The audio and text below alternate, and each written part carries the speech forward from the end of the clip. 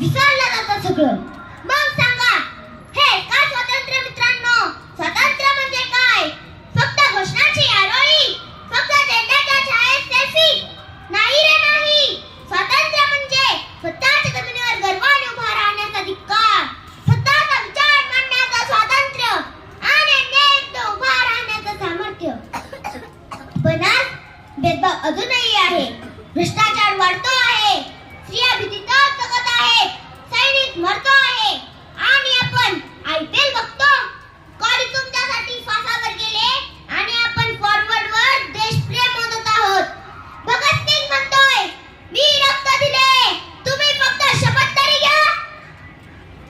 नेताजी म्हणतात, मी अन्यायाविरुद्ध लढाई केली, तुम्ही निदान खरं तरी बोला. पण आपण काय करतोय? नक्कल करतोय, अपमान करतोय आणि म्हणतोय हे तर सगळेच करतात.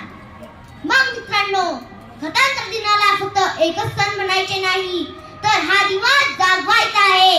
स्वतंत्र दिन हा डोळ्यात नाही तर मनात असायला हवा. आज मी जिथे उभी आहे तिथून एकच वाक्य ओरडून सांगेन, झेंडा फडकावणं सोपं आहे, झेंडा फडकावणं सोपं आहे, पण त्यासाठी योग्य राहणं कठीण आहे, पण त्यासाठी योग्य राहणं कठीण आहे. तुम्हीच ठरवा. आज मी रणात उतरलेली भारतीय होईल. मी झेंड्याला फक्त सलामच करणार नाही, तर देशासाठी कधी मी सज्ज राहील, तर देशासाठी कधी मी सज्ज राहील. देशाचे संविधान नियम पालन करीन.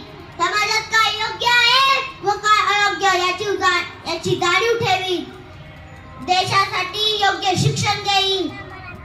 देश प्रथम हेच माझे ब्रीद वाक्य असेल, कारण देश तेव्हाच बदलतो जेव्हा लोक गप्प बसत नाहीत तर ते विचार करतात. विद्यार्थी जेव्हा विचार करतात तेव्हा योग्य क्रांती घडते आणि देश तेव्हाच बदलतो जेव्हा जनता बघत नाही तर ती देश उभारण्यात उभी राहते. म्हणून मित्रांनो, माझा देश, माझा स्वाभिमान, माझा भारत हेच माझे ब्रीद वाक्य.